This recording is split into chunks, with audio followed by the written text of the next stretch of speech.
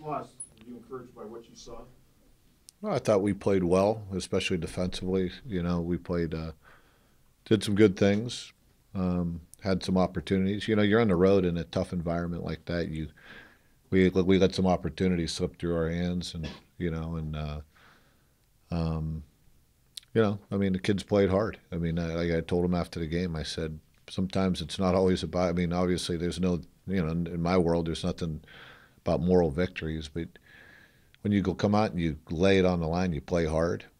You can live with the results. I mean, it's we had our chances and we didn't capitalize on a few things, and it was unfortunate. But we played well, like I said, especially defensively. Offensively, we did some good things at times. We did, we struggled to block them up front, especially our tackles struggled a little bit with their DNs.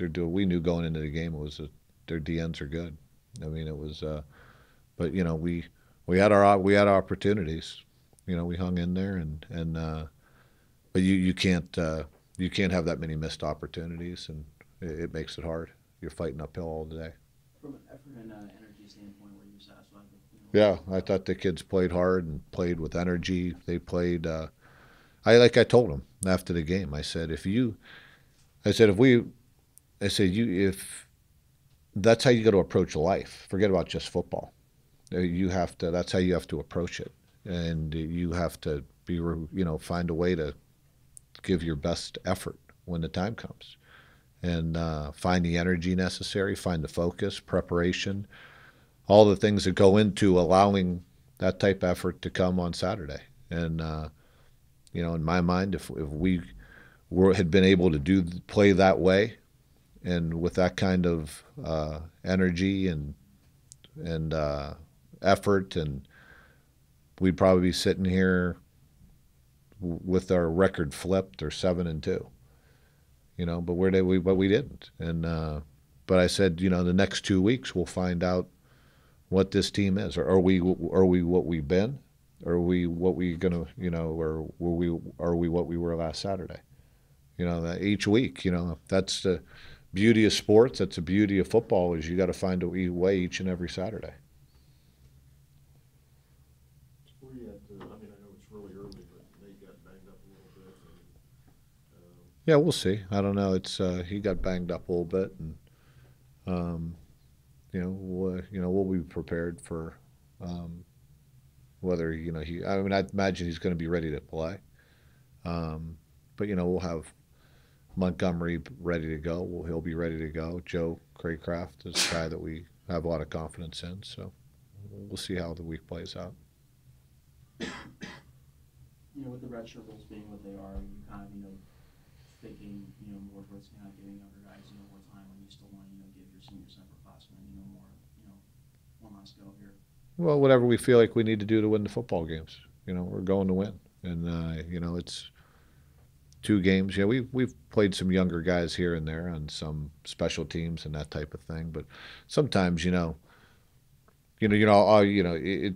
depends on the situation. Sometimes you're not doing the guy a favor to get him in there when he's not ready, and so we'll keeping our options open. When that rule came down, did it make you rethink how you were going to do things, or did you just kind of want to keep sticking to what you've always done? Stick to what we always done. I mean, it gives you some leeway more on special teams and that type of thing, or um, early on in the year, or even like this late in the year, you got a guy who hasn't used up his 4 games.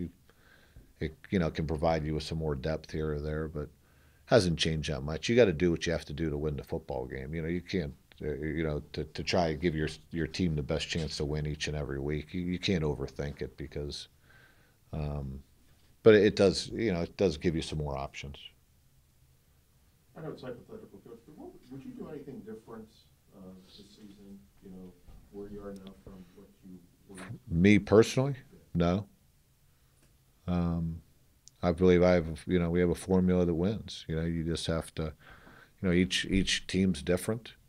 I mean, obviously, there's always calls or here or there. There's little things here and there, but no, I wouldn't have done a thing different.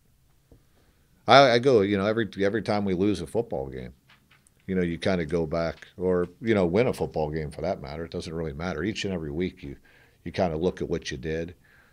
That's what I spend, an hour or two on Sunday and saying, what would I do different? X and O wise, whatever. I think it all through, and you go, that's always been my approach. There's always a thing here or there that you would do different, but would my approach be different? No. After having a chance to go back and look at it, were you able to kind of examine what happened with that sequence before the half?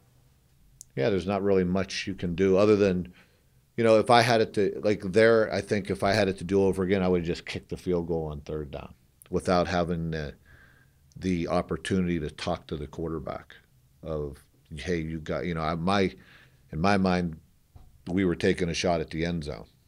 Not in my wildest dreams that I think we would throw a ball a half yard short of the first down, and in hindsight, we called a route to get to the end zone and they jammed us up and we were just a little bit short. So it is what it is. It was a little bit of a gamble. It didn't pay off. It was in hindsight, I probably would have kicked it on third down, but I wanted to take a shot at the end zone, and without a first down or without a timeout, and the ability to look your quarterback in the eye and make sure he understands. That's the, you live and learn. As a coach too. I've had those situations before, and it's usually worked out, and being able to have the aggressive play. And then obviously you don't have time to run your field goal unit on the field. You're always looking for a mayday situation. You got to usually have 18 to 20 seconds to get out there and get your field goal unit to go. It really wasn't that kind of situation, and it was either spike it on third down and kick the field goal, or take a shot into the end zone and then kick a field goal. And unfortunately, it didn't work out for us. But so that's one of those ones that, like in hindsight, that's one thing I would have done different. I probably would have kicked the field goal and taken the 3 points. Well, I know it's been a tough season. Obviously, your contract you're in the fourth year. Do you want to return next year? I don't talk about that, Dana, until the season's over. I never have, never will. It's just not. That's not the way it.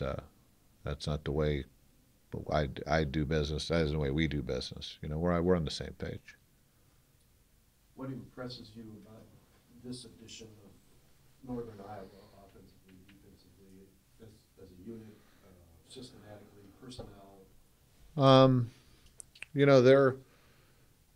They're very good up front defensively.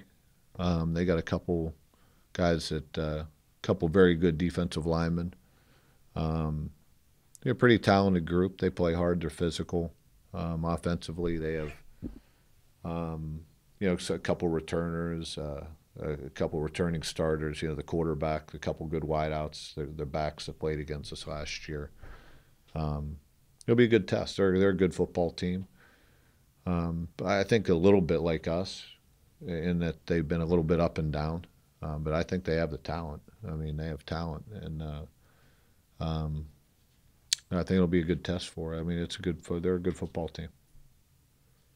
Where's Dunn kind of fit in that role where he's at the quarterback? He's a good player. He doesn't hold the ball long. He can make all the throws. He's not a guy they use to run the football, but he's a capable runner when he chooses to run.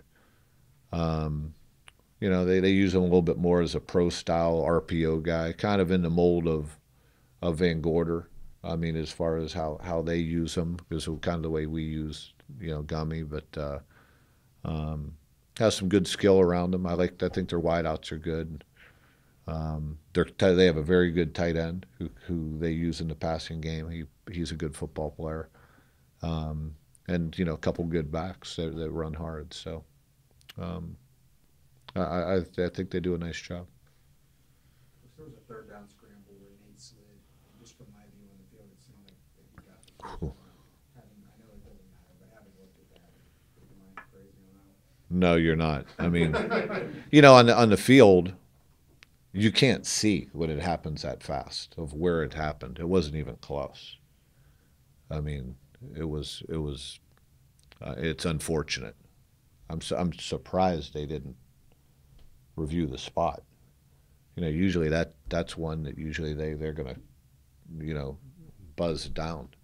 I didn't have a good enough vantage point to challenge it. Because they said, it's hard when you see, when a guy slides. First of all, you know, Nate thought he was well past the first down marker, but that's one reason why we coach our quarterbacks do not slide on third down, go down full going forward, and you take that out of it. But when you watch the film, it wasn't really close. But unfortunately, that was a big play in the game, as it turns out. You mentioned last week that you guys played them tough quite a few times over the years. And again, this time on the road, what do you think it is about the other team that they're able to kind of match up well with them? Well, I think we play them well defensively. I think we understand what they're doing. Our kids, I don't know. You got to play disciplined and against them. You got to be in the right spots, and I don't know. It's our kids can play against anybody. If we come out and I just think life is about attitude. Life is about effort. Life's about approach. And we approached it the right way. Therefore, we got a better result. When you don't, it's like anything in life. When you don't approach it the right way, or you don't do things, you're in control of that. There's certain things you can control. You can't control certain things. If you control the things you can control, that's what I talk about. I've talked about with our team since I've been here, and I'll continue to talk to them about control what you can control. That's your effort, that's your preparation, that's your attitude, your energy.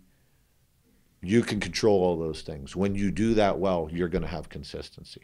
We have not controlled that well this year, and for whatever reason. And that is a sign that's been my number one level of frustration. I can handle the results. Sometimes the ball's not going to bounce your way, or things are going to go against you. Sometimes they go for you. I always believe things happen better for you when you have the right approach, and we haven't consistently had that. So therefore, you've seen us do that, and it's not some magical recipe. We talk about it each and every day. You guys hear me talk about it in here. It's the same message I give our players, and I told them after the game. I said, just look at this week and look at last week. Look at the energy level this week. Look at each and every guy. Examine it and learn your lesson. Because I said, beyond football, for the rest of your life, you get into your professional careers. Is a father, is whatever you approach in life. That is as good a lesson as you could possibly learn, no matter what, no matter what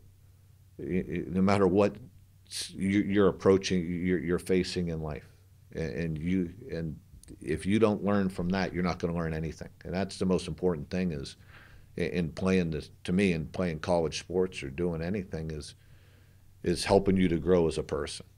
And hopefully we did. Hopefully we learned some valuable lessons, and we'll find out Saturday to see of how much we did learn and whether we take it to heart. Coach, your first class, your final home game, the 19 seniors, just pretty special for these guys, isn't it? Yeah, and a lot of these guys have come a long way and done a lot of good things for us. I mean, I look at, right down the list, and, I appreciate their efforts. I really do, and really appreciate who they are as people and how they represent the program, in the classroom, on the field, in the community.